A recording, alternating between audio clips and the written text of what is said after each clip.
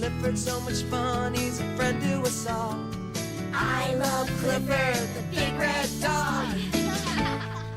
Hi everybody. For the last couple of days I've been reading the BFG. It stands for the big, I better not tell you because it hasn't been revealed in the story yet. And I'm going to go over, just review a little bit. The first chapter was called The Witching Hour. And it says, while the moon was shining on Sophie's pillow, she couldn't believe how quiet and silent it was everywhere. Suddenly there was something very big. And Sophie actually got out of bed and went under the curtains and looked out the window. She was very, very brave. Then yesterday, I read chapter 2, and it's called Who? The giant was 4 times bigger than a human. He carried a thin trumpet in a suitcase. He blew something into the Gucci kid's window. Oh no, the giant spotted Sophie watching him. She was scared. Look how big he is. Whoa. So today I'm going to read chapter 3, and it's called The Snatch. Under the blanket, Sophie waited. After a minute or so, she lifted a corner of the blanket and peeped out. For the second time that night, her blood froze to ice and she wanted to scream, but no sound came out. There at the window with the curtains pushed aside was the enormous, long, pale, wrinkly face of the giant person staring in. The flashing black eyes were fixed on Sophie's bed. The next moment, a huge hand with pale fingers came snaking in through the window.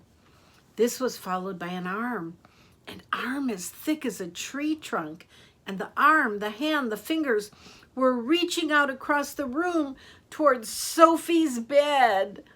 Oh my goodness. This time Sophie really did scream, ah, but only for a second, because very quickly the huge hand clamped down over her blanket and the scream was smothered by the bedclothes. Sophie, crouching underneath the blanket, felt strong fingers grasping hold of her. And then she was lifted up from her bed, blanket and all, and whisked out of the window. If you can think of anything more terrifying than that happening to you in the middle of the night, then let's hear about it. The awful thing was that Sophie knew exactly what was going on, although she couldn't see it happening. She knew that a monster, or giant, with an enormous long pale wrinkly face and dangerous eyes had plucked her from her bed in the middle of the witching hour and was now carrying her out through the window smothered in a blanket. What actually happened next was this. When the giant had got Sophie outside, he arranged the blanket so that he could grasp all the 4 corners of it at once in his huge hands, with Sophie imprisoned inside.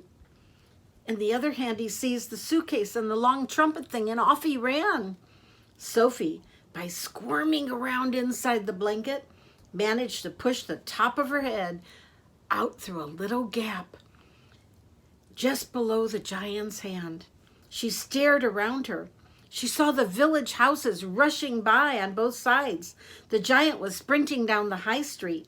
He was running so fast his black coat was streaming out behind like the wings of a bird. Each stride he took was long as a tennis court. Out of the village he ran, and soon they were racing across the moonlit fields. The hedges dividing the fields were no problem to the giant. He simply strode over them. A wide river appeared in his path. He crossed it in one flying stride. Sophie crouched in the blanket, peering out. She was being bumped against the giant's legs like a sack of potatoes. Over the fields and hedges and rivers they went. And after a while, a frightening thought came to Sophie. The giant is running fast, she told herself, because he is hungry. And he wants to get home as quickly as possible, and then he'll have me for breakfast. And that's where we're going to stop at that chapter. It's called The Snatch.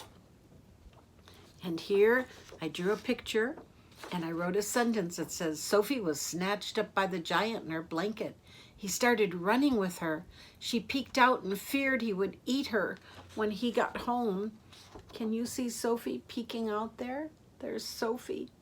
Oh my goodness, she just didn't know what to think and didn't know what was happening. And you know, I said this before, but at the beginning, this story seems a little bit scary. But after a while, I'm going to tell you his name. The BFG stands for the Big Friendly Giant. And the story actually becomes kind of funny and has a happy ending. So I'm going to stop there. And the next story is called The Three Little Pigs and the Big Red Dog. The Three Little Pigs and the Big Red Dog. Do you know that dog's name? Say it louder. That's right, Clifford.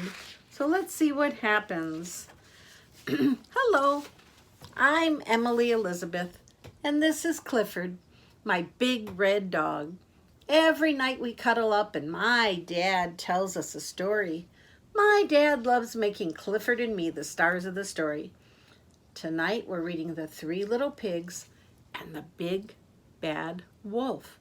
But what does her daddy like to do? He likes to make Clifford and Emily Elizabeth part of the story. What fun is that to imagine? Once upon a time, Clifford and his best friend, Emily Elizabeth, moved to a new village. They were excited to meet their neighbors, the Three Little Pigs. They had even baked a pie for each pig. Just as they were about to leave, Clifford let out a horrible sneeze. Achoo! Oh, Clifford's sneeze rattled the whole house. Clifford, Emily Elizabeth cried, you're sick. You should stay home and rest. But Clifford wouldn't stay. He wanted to meet his new neighbors. Emily Elizabeth and Clifford arrived at the first little pig's house. His house was made of straw. By the hair of my chinny chin chin, it's my new neighbors, said the first little pig. Just then, Clifford felt another sneeze coming on. He huffed and he puffed until... Oh no, Clifford! Achoo! And he blew the straw house down. Clifford and Emily Elizabeth apologized. Then they helped the little pig out from under the mess. The little pig gave Clifford a big blanket to use as a hanky. You should really go home and get some rest, he said. But did Clifford want to go home? No, Clifford wouldn't go home. He had to meet his other two neighbors and deliver the pies. And he wanted to help fix the first little pig's house, too. So Clifford, Emily Elizabeth, and the first little pig walked to the next pig's house. This pig's house was made out of sticks. By the hair of my chinny chin chin, it's my new neighbors and my brother too, said the second little pig. Just then, Clifford felt a sneeze coming on. He huffed and he puffed until achoo! He blew the stick house down. You should really cover your snout when you sneeze, the second little pig grunted. Clifford, your sneezes are getting worse, said Emily Elizabeth. Let's get you home. But Clifford refused. He wanted to meet his neighbors. He hadn't given the pigs their pies. And now he had two houses to help rebuild. Oh, poor Clifford. So Clifford, Emily Elizabeth, and the two little pigs walked to the next pig's house. His house was made of bricks. By the hair of my chinny chin chin, it's my new neighbors and my brothers too, said the third little pig. Just then, Clifford felt a sneeze coming on. He tried to cover his nose, but it was no use. The sneeze couldn't be stopped. He huffed and he puffed and he... achoo! My, that was a big sneeze. This was Clifford's biggest sneeze yet. Oh my goodness. Hang on, everybody. But the brick house, it didn't fall down. You've got a nasty cold, said the third little pig. You better come inside and rest. The third little pig made a big pot of soup for Clifford. He also wrapped him in as many blankets as he could find. And while Clifford rested, Emily Elizabeth gave each pig a pie. After a while, do you know what? Clifford was feeling much better from all that love and attention he got. Later, the third little pig gathered bricks and building supplies to help his brothers fix their houses. Clifford and Emily Elizabeth helped too. Why, look at Clifford pulling all the bricks in a wagon. Just as they were almost finished, Clifford started to huff and puff. Oh no, Clifford, no, no, no, no, no. Ow! Clifford barked happily. He was feeling back to normal, and he was happy to help his new friends. And the three little pigs, they were happy too. They had houses that Clifford could never, ever sneeze down. Oh, what a wonderful neighbor he's going to be. And one last story, it's called I Want to Be Somebody New. Once I wanted to be in the zoo, and that was the day I first met you. You said that the zoo was not for me. The circus, you said, was where I should be. And so the circus is where I went. I did my tricks with spots on a tent. I put my spots way up in the air. I put my spots just everywhere. My tricks with spots were lots of fun. But no more spot tricks. I am done. Now I want to be somebody new. So here's a new trick I'll show to you. Ready? Get set now. 1, 2, 3. Now look and tell me what you see. An elephant is what we see. Why, you are as big can be.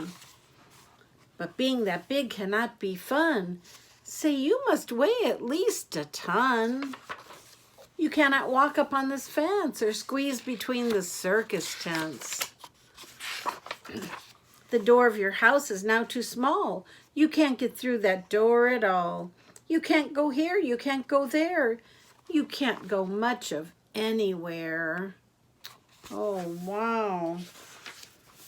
You cannot sit in your old chair. Your new rear end won't fit in there. You're very big, you're very fat. We do not care for you like that. Oh, I think they miss him the old way. Every word of what you say is true. Okay, so I'll be someone new. Ready? Get set now. 1, 2, 3. Now look and tell me what you see. A tall giraffe is what we see. You are as tall can be. Whoa, he's very tall. But being that tall can't be any fun. You're taller now than everyone. Your head is now so high in the air, it's hard to see your face up there. And we can see from way down here a bird is flying in your ear. We do not like to see you tall. We do not like you tall at all. Well, every word of what you say is true. Okay, so I'll be someone new. Ready? Get set now. 1, 2, 3. Now look and tell me. What do you see?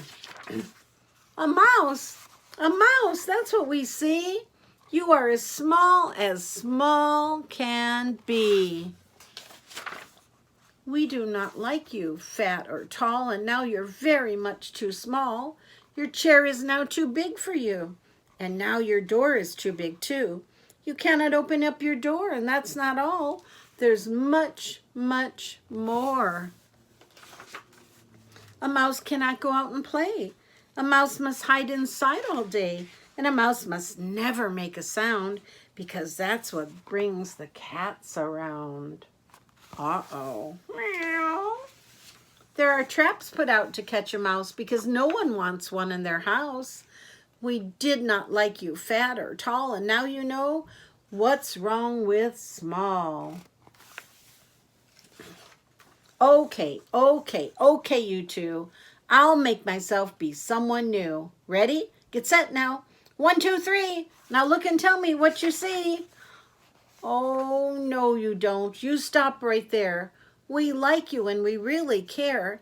We liked you best a whole lot when you were just our old friend Spot. So do your trick with your 1, 2, 3. but show us what we want to see. And what do they want to see? Say, you are right as right can be. And it does feel best to be just me. And you know what? For each of us, it's best to just be who we are. Well, good night, everyone. I love you so much. I'm going to throw you a bunch of kisses real fast. Did you catch them all? I hope so. Good night. I love you. Bye. Amen.